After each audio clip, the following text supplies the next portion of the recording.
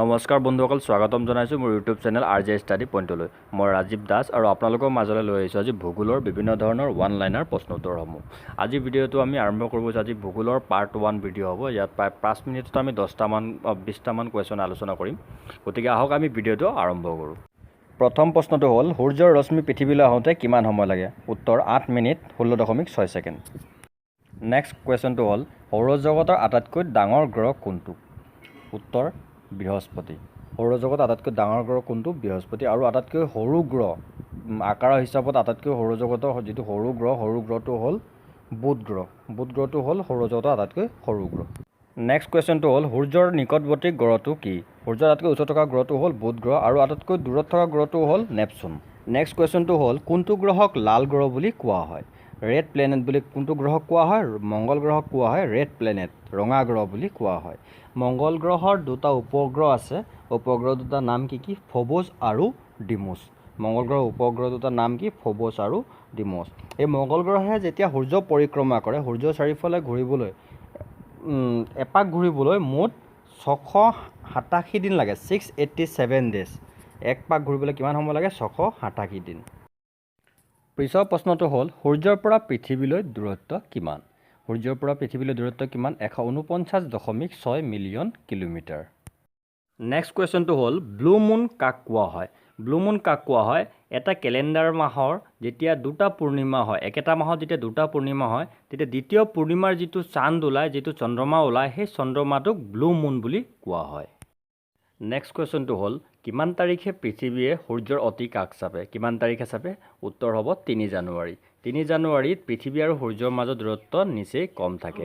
আৰু 4 জুলাইত পৃথিৱী আৰু সূৰ্যৰ মাজত দূৰত্ব অধিকতম দূৰত্ব থাকে 4 জুলাইত। পিছৰ প্ৰশ্নটো হ'ল পৃথিৱীৰ ভূক্ষেত্ৰ আৰু জলক্ষেত্ৰৰ অনুপাত কিমান? উত্তৰ হ'ব 3:7। পিছৰ প্ৰশ্নটো হ'ল বিশ্বৰ সৰ্বোচ্চ জ্বালামুখী পৰ্বতৰ নাম কি?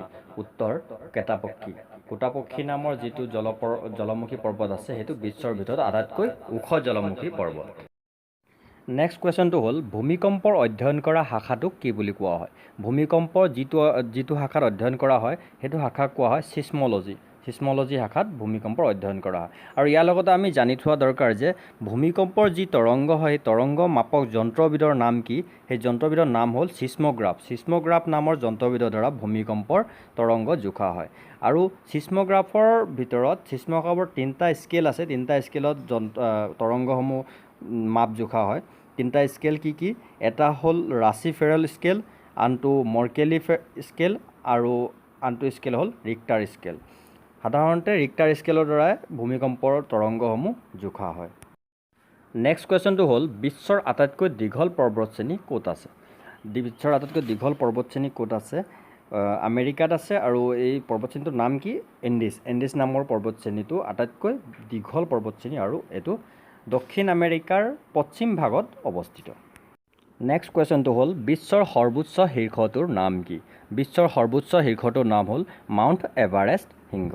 আৰু মাউণ্ট এভাৰেষ্ট শৃংগ ক'ত আছে? নেপালত আছে। ইয়াৰ উচ্চতা কিমান? 8,848 মিটাৰ। উচ্চতা কিমান? 8,848 মিটাৰ। পিছৰ প্ৰশ্নটো হ'ল বিশ্বৰ সৰ্বাধিক বিস্তৃত মালভূমিখনৰ নাম কি? সৰ্বাধিক বিস্তৃত মালভূমিখনৰ নাম কি হ'ব? উত্তৰ কি হ'ব? তিব্বত। তিব্বত মালভূমিখন বিশ্বৰ আটাইতকৈ বেছি ঠাইলৈ আৱৰি আছে। আৰু এখন মালভূমি আছে পামিৰ মালভূমি, যিখন মালভূমি বিশ্বৰ ভিতৰত সৰ্বোচ্চ মালভূমি বুলি কোৱা হয়। ইয়াক পৃথিৱীৰ মুধচ বুলিও কোৱা হয়। আটাইতকৈ ওখ মালভূমি হোৱাৰ বাবে এই যি পামিৰ মালভূমিখনক পৃথিৱীৰ মুধচ বুলিও কোৱা হয়। পিছৰ প্ৰশ্নটো হ'ল বিশ্বৰ সৰ্বাধিক জনসংখ্যা থকা দেশ কোনখন? উত্তৰ হ'ব চীন দেশ। চীন দেশত বিশ্বৰ ভিতৰত সৰ্বাধিক জনসংখ্যা আছে। আৰু লগতে আমি জানি থোৱা দৰকাৰ যে বিশ্বৰ আটাইতকৈ বেছি জনসংখ্যাৰ ঘনত্ব থকা দেশ কোনখন?